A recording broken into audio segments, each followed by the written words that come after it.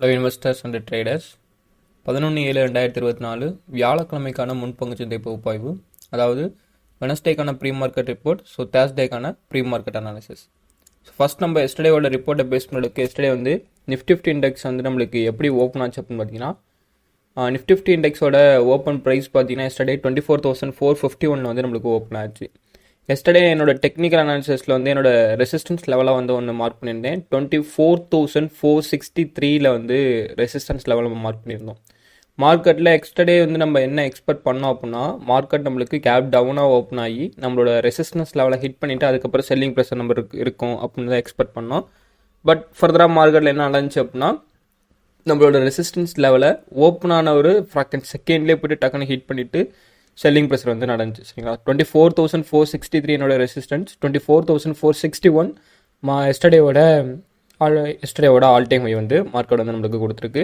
So அதிலிருந்து selling pressure implement ஆகி நம்மளுக்கு 24,140, ஸோ இந்த லெவலுக்கு வரையும் மார்க்கெட் வந்து நம்மளுக்கு டவுன் ட்ரெண்டில் வந்துட்டு அதுக்கப்புறம் ஒரு பையிங் ப்ரெஷரில் போய்ட்டு மார்க்கெட் வந்து நம்மளுக்கு கம்ப்ளீட் ஆயிடுச்சு. சரிங்களா, ஸோ எஸ்டர்டேவோட ரிப்போர்ட்டை பேஸ் பண்ணுற அளவுக்கு ஓவராலாக ஸோ எண்ட் ஆனது பார்த்தீங்கன்னா, ஸோ சென்செக்ஸ் பார்த்தீங்கன்னா 0.53% வந்து நெகட்டிவாக கம்ப்ளீட் ஆயிடுச்சு. நிஃப்டி 50 பார்த்தீங்கன்னா 0.45% வந்து நெகட்டிவாக கம்ப்ளீட் ஆயிடுச்சு. நிஃப்டி பேங்க் பார்த்தீங்கன்னா 0.72% வந்து நெகட்டிவ் வந்து கம்ப்ளீட் ஆயிடுச்சு. ஸோ ஐடி செக்டாரில் எஸ்டர்டே வந்து செல்லிங் ப்ரெஷர் வந்து அதிகமாக இருந்துச்சு. ஸோ 1.3% வந்து ஐடி செக்டார் வந்து நம்மளுக்கு நெகட்டிவ் வந்து கம்ப்ளீட் ஆயிருக்கு. இந்தியா விக்ஸ் 1.5% வந்து நம்மளுக்கு நெகட்டிவாக கம்ப்ளீட் ஆயிருக்கு. அண்ட் ஓவராலாக இன்ஸ்டியூஷனோட ஆக்டிவிட்டியை பேஸ் பண்ணுற அளவுக்கு எஸ்டர்டே 2 இன்ஸ்டியூஷனுமே வந்து நெட் பர்ச்சேஸ் வந்து பண்ணியிருக்காங்க. So first institution foreign institution investors. So FIs பார்த்தீங்கன்னா 583 crores வந்து நெட் பர்ச்சேஸ் பண்ணியிருக்காங்க. டிஐ பார்த்தீங்கன்னா 1,082 crores வந்து நெட் பர்ச்சேஸ் வந்து பண்ணியிருக்காங்க. ஸோ எஸ்டர்டேவோட ஆக்டிவிட்டியை பேஸ் பண்ண அளவுக்கு நம்மளுக்கு கிடச்சிடக்கூடிய ரிப்போர்ட் வந்து இதுதான். சரிங்களா, ஸோ இன்னும் சம் கன்ஃபர்மேஷனில் சில அனலைஸ்லாம் டுடே வந்து இருக்குது. ஸோ என்னன்னா, 4 public sector union undertaking banks வந்து டிவிடெண்ட் வந்து கவர்மெண்ட்டுக்கு வந்து கொடுத்துருக்காங்க. ஸோ எவ்வளோ ஒர்த்து பார்த்தீங்கன்னா 6,481 crore வந்து டிவிடெண்ட்டாக வந்து கவர்மெண்ட்டுக்கு வந்து கொடுத்துருக்காங்க. So especially Canara bank, so Indian bank, so இதெல்லாம் சேர்த்து தான் மொத்தம் 4 பேங்க்ஸ் வந்து எஸ்டர்டே வந்து ப்ரொவைட் பண்ணியிருக்காங்க. ஸோ கவர்மெண்ட்டுக்கு டிவிடெண்ட்டை வந்து ப்ரொவைட் பண்ணியிருக்காங்க. ஸோ இது ஒன் ஆஃப் த அந்த பேங்கிங் செக்டரை பொறுத்தளவுக்கு பாசிட்டிவ். ஏன்னா ஆல்ரெடி கவர்மெண்ட்டோட ஸ்டாக்ஸ் தான் அங்கே இருக்கும். ஸோ அதுக்கான டிவிடெண்ட்ஸ் வந்து கொடுத்துருக்காங்க. ஸோ இதை பொறுத்தளவுக்கு எல்லா இன்வெஸ்டர்ஸ்க்குமே டிவிடெண்ட் வந்து வந்திருக்கும். ஸோ இன்றைக்கி போய்ட்டு இன்வெஸ்ட்மெண்ட் பண்ணலாமான்னா பண்ணக்கூடாது. ஸோ உங்களோட டெக்னிக்கல் கன்ஃபர்மேஷன் கிடச்சுன்னா நீங்கள் தாராளமாக உங்களோட இன்வெஸ்ட்மெண்ட் வந்து பண்ணுங்கள். ஸோ இல்லைனா வெயிட் பண்ணுங்கள், டிமாண்ட் ஜோன் அதுக்கப்புறம் போய்ட்டு உங்களோட இன்வெஸ்ட்மெண்ட்டை வந்து நீங்கள் வந்து பண்ணலாம். சரிங்களா, ஸோ இதான் வந்து நம்மளுக்கு கிடச்சிடக்கூடிய ஒரு அனலைஸ். நெக்ஸ்ட்டு எக்கானமிக்கல் லெவலில் வந்து எனக்கு சம் அனலைஸ் வந்து கிடச்சிருக்கு. அனலைஸ் பண்ணுற அளவுக்கு சம் டேட்டாஸ் வந்து கிடச்சிருக்கு. என்னென்னா ரீட்டெயில் இன்ஃப்ளேஷன் அப்படிம்பாங்க. சரிங்களா, ஸோ இந்த ரீட்டெயில் இன்ஃப்ளேஷனை பொறுத்தளவுக்கு ஏப்ரல் மந்த் வரையும் நம்மளுக்கு வந்து கிடச்சிருக்கும். சரிங்களா, ஸோ ஏப்ரல் மந்த் வரையும் என்னென்னா consumer price index and industrial ஒர்க்கர்ஸை பேஸ் பண்ணுற அளவுக்கு 3.87% வந்து ஏப்ரல் மந்த் வரையும் நம்மளுக்கு இருந்தது. ஸோ மே மந்த் 3.86% வந்து நம்மளுக்கு இருக்குது. 0.1% வந்து நம்மளுக்கு டிக்ரீஸ் ஆகிருக்கு. சரிங்களா, மே மந்த்துக்கான டேட்டாவை பேஸ் பண்ண அளவுக்கு 0.1% வந்து நம்மளுக்கு டிக்ரீஸ் ஆகிருக்கு. என்ன இண்டிகேட் பண்ணுது அப்படின்னு பார்த்தீங்கன்னா, ஸோ இன்ட்ரெஸ்ட் ரேட் கட் ஆகிறதுக்கான பாசிபிலிட்டிஸ் வந்து நம்மளுக்கு இன்ஃப்ளேஷன் வந்து வந்துட்டு இருக்கு. எப்போல்லாம் நம்மளுக்கு இன்ஃப்ளேஷன் அதிகமாகுதோ, ஸோ அப்போ இன்ட்ரெஸ்ட் ரேட் வந்து நம்மளுக்கு இன்க்ரீஸ் ஆகிறதுக்கான சான்சஸ் இருக்கும். இன்ஃப்ளேஷன் எப்போ கம்மியாகுதோ, ஸோ அப்போ நம்மளுக்கு இன்ட்ரெஸ்ட் ரேட் வந்து டிக்ரீஸ் ஆகிறதுக்கான பாசிபிலிட்டிஸ் இருக்கும். ஸோ அப்படி தான் நினைப்பீங்க நீங்கள். ஸோ அப்படிலாம் கிடையாது. எப்போதுமே இன்ஃப்ளேஷன் எப்போ இன்க்ரீஸ் ஆகுதோ, சரிங்களா, இன்ஃப்ளேஷன் எப்போ இன்க்ரீஸ் ஆகுதோ, ஸோ அப்போ நம்மளுக்கு இன்ட்ரெஸ்ட் ரேட்டை வந்து இன்க்ரீஸ் பண்ணிடுவாங்க.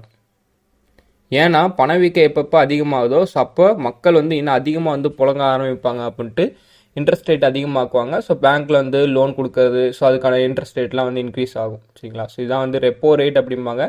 எக்கனாமிக்கெலாம் நான் ரொம்ப உள்ளே போகலை. சரிங்களா, ஸோ 3.86ங்கிறது ப்ரீவியஸை விட நம்மளுக்கு கம்மியாக வந்து இன்ஃப்ளேஷன் ரேட் வந்து வந்திருக்கு.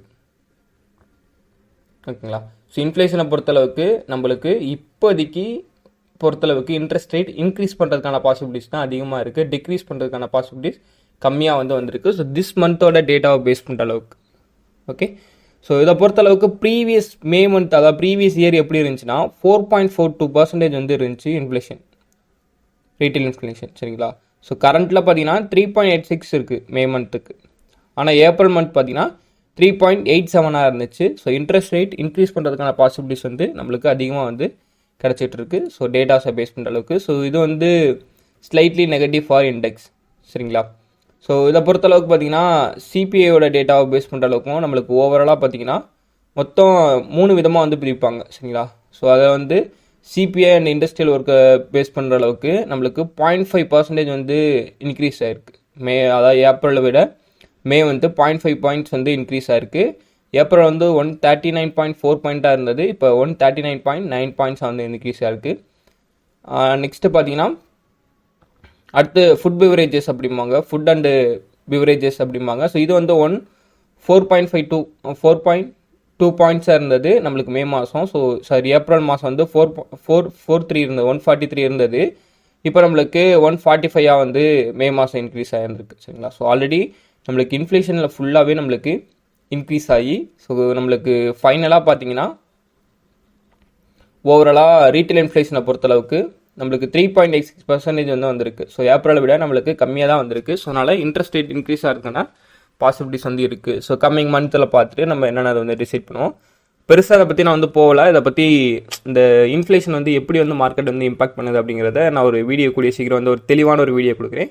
ஸோ அப்போ உங்களுக்கு வந்து புரியும் சரிங்களா. ஸோ இதை பற்றி இப்போ பெருசாக வந்து எடுத்துக்காதீங்க. டெக்னிக்கல் என்ன கன்ஃபர்மேஷன் இருக்குதோ அதை பேஸ் பண்ணி ட்ரேட் வந்து எக்ஸிக்யூட் பண்ண பாருங்கள் ஓகேங்களா. ஸோ இதான் வந்து என்னோட ஒரு சஜஷன். ஓகே, நெக்ஸ்ட்டு எஸ்சிஐ அப்புறம் என்எம்டிசிஎஸ்டியில் பொறுத்தளவுக்கு அட்வான்ஸ்டு ஸ்டேஜில் வந்து ஸ்ட்ராட்டஜிஸில் வந்து சேல் வந்து நடந்துகிட்டு இருக்கு.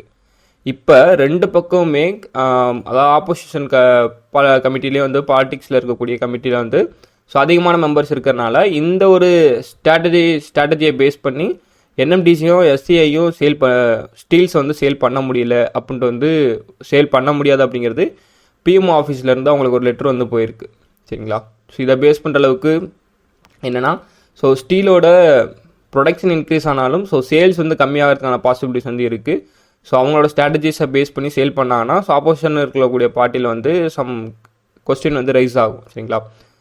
டோட்டலி பார்த்தீங்கன்னா என்எம்டிசியும் எஸ்சிஐ பொறுத்தளவுக்கு கொஞ்சம் நெகட்டிவாக தான் இருக்கும். ஸோ இது வந்து ஃபுல் அண்ட் ஃபுல்லு நம்ம அனலைஸ் பண்ணி பார்க்குறப்ப டெக்னிக்கலி என்ன கன்ஃபர்மேஷனோ ஸோ அதையும் வந்து நீங்கள் அனலைஸ் பண்ணிக்கோங்க. ஸோ டெக்னிக்கலி நெகட்டிவாக கன்ஃபர்மேஷன் கிடச்சுன்னா நீங்கள் ஷார்ட் பொசிஷன் ட்ரேடிங் வந்து ட்ரை பண்ணலாம் சரிங்களா.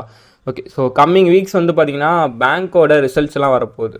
ஸோ பேங்க்கோட ரிசல்ட்ஸை பேஸ் பண்ணி மார்க்கெட் நம்மளுக்கு Nifty 50 index and bank Nifty இண்டெக்ஸோட மூவ்மெண்ட் வந்து இருக்கும். ஸ்பெசிஃபிக்காக பேங்க் நிஃப்டி இண்டெக்ஸோட மூவ்மெண்ட் நம்மளுக்கு அதிகமாக இருக்கும்.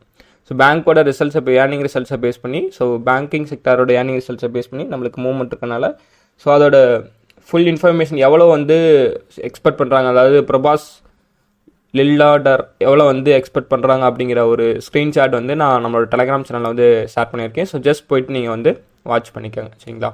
ஸோ இவ்வளோ தான் வந்து இந்தியன் லெவலில் நம்மளோட அனலைஸ். ஸோ இப்போ வேர்ல்டு லெவலில் நம்மளோட அனலைஸை பொறுத்தளவுக்கு யூஎஸ் மார்க்கெட்டில் என்ன நடந்திருக்கு ஸோ அப்படிங்கிறத நீங்கள் வந்து தெரிஞ்சுக்கணும். எஸ்டர்டே யூஎஸ் மார்க்கெட் நம்மளுக்கு வெரி பாசிட்டிவாக வந்து கம்ப்ளீட் ஆயிருக்கு. So yesterday US market very பாசிட்டிவாக வந்து கம்ப்ளீட் ஆயிருக்கு. டவ் ஜோன்ஸ் ஃபியூச்சர்ஸ் பார்த்தீங்கன்னா 1.7% பாசிட்டிவ், நாஸ்டாக் 1.18%, 1.18% பாசிட்டிவ், S&P 500 பார்த்தீங்கன்னா 1.2% பாசிட்டிவ். S&P 500 பார்த்தீங்கன்னா நம்மளுக்கு ஃபஸ்ட் டைம் வந்து $5,600 வந்து ரீச் பண்ணியிருக்கு லாஸ்ட் ட்ரேடிங் ப்ரைஸை பொறுத்தளவுக்கு சரிங்களா.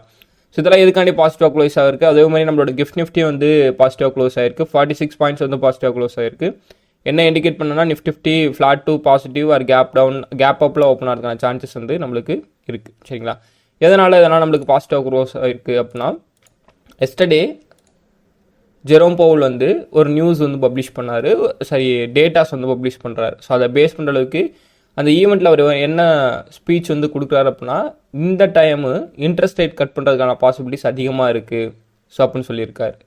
ஓகே, ஸோ இதனால் அந்த ஒரு ஜஸ்ட் அந்த நியூஸ் வந்த உடனே மார்க்கெட்டில் வந்து ரியாக்ட் ஆக ஸ்டார்ட் ஆயிடுச்சு. ஏன்னா அஃபிஷியலி ஒரு அனௌன்ஸ்மெண்ட் வருதுங்கிறப்ப மார்க்கெட்டில் டக்குன்னு வந்து பூம் ஆக ஸ்டார்ட் ஆயிடுச்சு. ஸோ அதை பேஸ் பண்ணி தான் எஸ்டர்டே வந்து நம்மளுக்கு யூஎஸ் மார்க்கெட் எல்லாமே பாசிட்டிவ் வந்து கம்ப்ளீட் ஆயிருக்கு. ஸோ அவர் என்னன்னா we are not just on inflation targeting central bank சரிங்களா. அண்ட் அவர் என்னன்னா we also have a employment mandate. So எம்ப்ளாய்மெண்ட்டை மேண்டேட் பண்ணுறதும் நாங்கள் தான் அப்படின்ட்டு வந்து அவர் வந்து ஒரு நியூஸ் வந்து பப்ளிஷ் பண்ணுறாரு. ஸோ ஜஸ்ட் வந்து ஒரு ஈவெண்ட்டில் ஒரு பேசின ஸ்பீச்சுக்காண்டி மார்க்கெட் உடனே ரியாக்ட் ஆகி நம்மளுக்கு பாசிட்டிவாக வந்து கம்ப்ளீட் ஆகிருக்கு. ஸோ இன்றைக்கி அதோட அனலைஸை பொறுத்தளவுக்கு சம் ஈவெண்ட்ஸ்லாம் இருக்குது. ஸோ நான் அதை பற்றி அப்புறம் சொல்கிறேன். நெக்ஸ்ட் நம்மளோட கமாடிட்டிஸை பொறுத்தளவுக்கு இந்தியன் ஐடியார் எப்படி க்ளோஸ் ஆயிருக்கு அப்படின்னு பார்த்தீங்கன்னா கமாடிட்டி பார்த்தீங்கன்னா 1.27% பாசிட்டிவ் க்ளோஸ் ஆயிருக்கு. பிரெண்ட் க்ரூட் ஆயில் பார்த்தீங்கன்னா நம்மளுக்கு 0.85% பாசிட்டிவ் க்ளோஸ் ஆயிருக்கு சரிங்களா. ஏடிஆரோட பர்ஃபார்மன்ஸை பொறுத்தளவுக்கு ஒன்லி HDFC பேங்க் ஏடிஆர் மட்டும்தான் 1.52% நெகட்டிவ் வந்து கம்ப்ளீட் ஆயிருக்கு. மற்ற ஆல் ஏரியாஸ் பாசிட்டிவ் வந்து கம்ப்ளீட் பிலோ 1% வந்து பாசிட்டிவ் வந்து நம்மளுக்கு கம்ப்ளீட்டாக இருக்குது. ஸோ HDFC பேங்க் ஏடிஆரை பொறுத்தளவுக்கு நம்மளுக்கு நெகட்டிவாக இருக்கனால ஸோ ஓரளவு நம்மளுக்கு அது ஷார்ட் பொசிஷன் ட்ரேடிங் வந்து நீங்கள் வந்து ட்ரை பண்ணுறது கொஞ்சம் பெட்டராக வந்து இருக்கும். சரிங்களா? ஓகே. ஸோ இன்றைக்கான ஈவெண்ட்ஸ் என்னடா அப்படின்னு கேட்டிங்கன்னா, ஸோ சம் ஈவெண்ட்ஸ் வந்து இருக்குது. யூஎஸை பொறுத்தளவுக்கு ஈவினிங் பார்த்தீங்கன்னா initial jobless claims, CBI data, so இதெல்லாம் நம்மளுக்கு இன்றைக்கி வந்து பப்ளிஷ் ஆக இருக்குது. அதே மாதிரி நெக்ஸ்ட் வந்து ஃபெட்டோட ஸ்பீச் இருக்குது. ஸோ ஃபெட் ஈவெண்ட்டோட ஸ்பீச் இருக்குது. ஸோ இதெல்லாம் பேஸ் பண்ணி இன்றைக்கி யூஎஸ் மார்க்கெட்டில் வந்து சம் இம்பாக்ட் வந்து பண்ணுறதுக்கான பாசிபிலிட்டிஸ் இருக்கும். பட் நம்மளுக்கு எஸ்டர்டேவை பொறுத்தளவுக்கான பாசிட்டிவான நியூஸ் கிடச்சிருக்கனால ஸோ மார்க்கெட் நம்மளுக்கு இந்தியாவிலே வந்து ஓரளவு பாசிட்டிவ் மூவ்மெண்ட் இருக்கிறதுக்கான சான்சஸ் இருக்கும். சரிங்களா? ஸோ அதனால் நம்ம டெக்னிக்கல் அனாலிசிஸில் போய்ட்டு அனலைஸ் பண்ணுவோம். என்ன கன்ஃபர்மேஷன் கிடைக்குது, மார்க்கெட் நம்மளுக்கு பாசிட்டிவாக நெகட்டிவாக போகிறதுக்கான சான்சஸ் இருக்குது அப்படிங்கிறத ஜஸ்ட் நம்மளோட வியூவில் வந்து செக் பண்ணுவோம். நிஃப்டி, பேங்க் நிஃப்டி, ஃபின் நிஃப்டிக்கான டெக்னிக்கல் லெவல்ஸை பற்றி அனலைஸ் பண்ணுவோம்.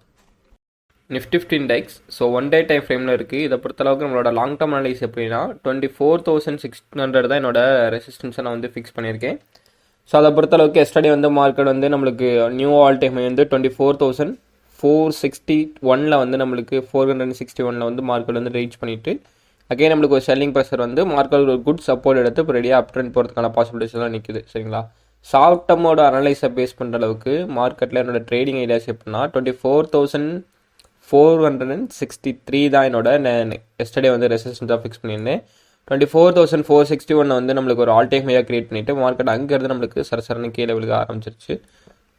ஸோ அப்போயே நான் எக்ஸ்பெக்ட் பண்ணதுனால மார்க்கெட் நம்மளோட டிமாண்ட் ஏரியா வந்து ரீச் பண்ணணும் அப்படின்னு எக்ஸ்பெக்ட் பண்ணேன். ஸோ எக்ஸாக்டாக அதை வந்து ரீச் பண்ணிடுச்சு.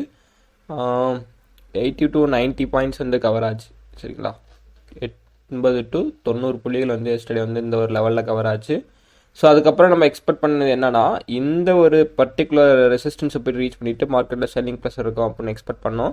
பட் எக்ஸாக்டாக மார்க்கெட் அகைன் வந்து ஒரு சப்போர்ட் எடுத்துகிட்டு நம்மளுக்கு அப் ட்ரெண்ட் வந்து மூவ் ஆச்சு. சரிங்களா? ஸோ இதில் வந்து ஃபர்தராக இங்கேருந்து ஒரு செல்லிங் ப்ரெஷர் இருக்குன்னா இந்த அகைன் இந்த சப்போர்ட் வந்து ரீச் பண்ணிவிட்டு அப் ட்ரெண்ட் வந்து போகணும். சரிங்களா? சப்போர்ட்டை ரீச் பண்ணிட்டு அப் ட்ரெண்ட் வந்து போகணும். அப்படி போனால் 24,393 ஒரு செல்லிங் ப்ரெஷர் இருக்கிறதுக்கான சான்சஸ் வந்து இருக்கும். சரிங்களா? ஸோ அப்படி போகலை அப்படிங்கிறப்ப மார்க்கெட் நம்மளுக்கு 100 பிரேக் பண்ணி 24,548 to 24,657 வரையும் மார்க்கெட் மூவ் ஆகிறதுக்கான பாசிபிலிட்டிஸில் வந்து எனக்கு நிஃப்டி 50 இண்டெக்ஸ் இருக்குது. ஸோ எக்ஸ்பைரி டேட்னால ஸோ டுடே வந்து வீக்லி எக்ஸ்பைரி இல்லை.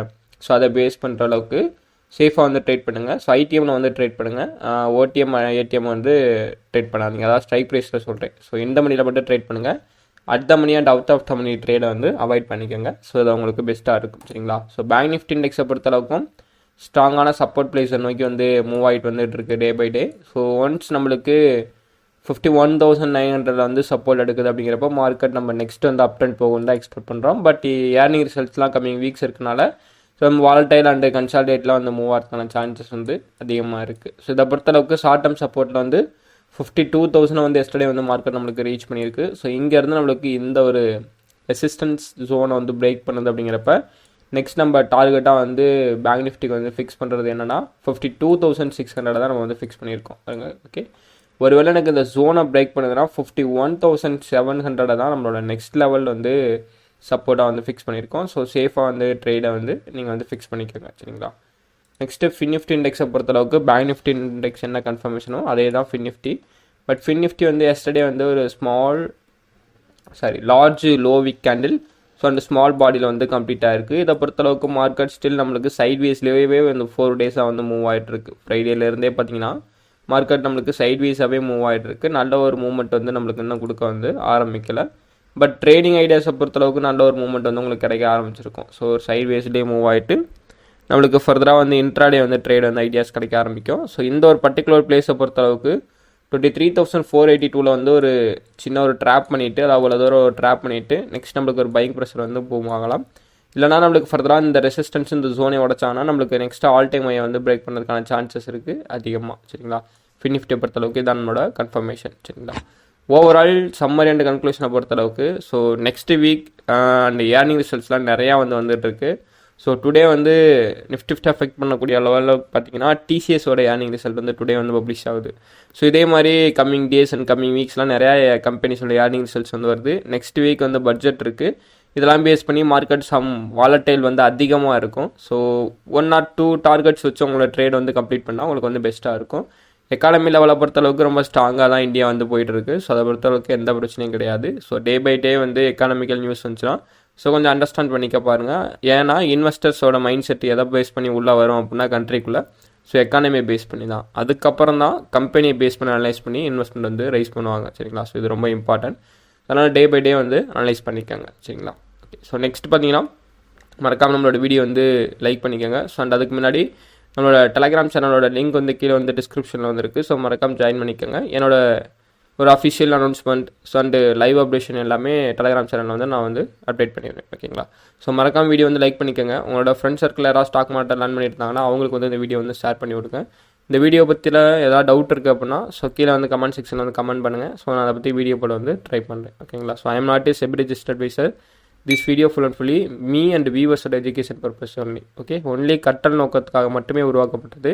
நான் எதையும் வாங்குவீங்கன்னு உங்களுக்கு சொல்லலை. ஜஸ்ட் நீங்கள் லேர்ன் பண்ணுறதுக்காண்டி நான் கற்றுக்கிறத உங்களுக்கு வீடியோவாக வந்து போஸ்ட் பண்ணுறேன். ஓகேங்களா? தேங்க்ஸ் ஃபார் வாட்சிங். தேங்க்யூ.